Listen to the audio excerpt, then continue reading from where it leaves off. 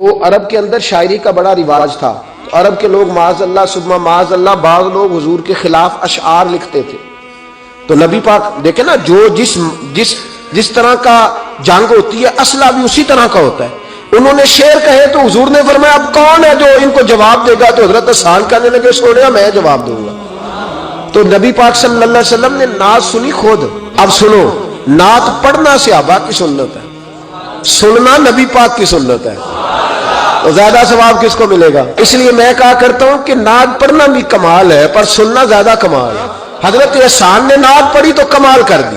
خلقت مبرأ من کل عیب کأنک قد خلقت کما تشاء. کہنے لگے یا رسول اللہ، رب کریم نے آپ کو ہر عیب سے پاک پیدا کیا ہے. اور حضور کے سامنے کھڑے ہو کے کہنے لگے حضور مجھے تو یوں لگتا ہے اللہ نے آپ کو پوچھ پوچھ کے آپ کو بنایا ہے، آپ کی مرضی کے مطابق آپ کو بنایا ہے. نعت پڑھی تو حضور علیہ السلام مسکرائے، آنکھیں حضور کی کھل اٹھی.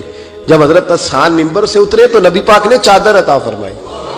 اپنی چادر حضور نے تحفے میں دی حضرت حسان کو. نعت پڑھے، نعت سنے، نعت کا ذوق پیدا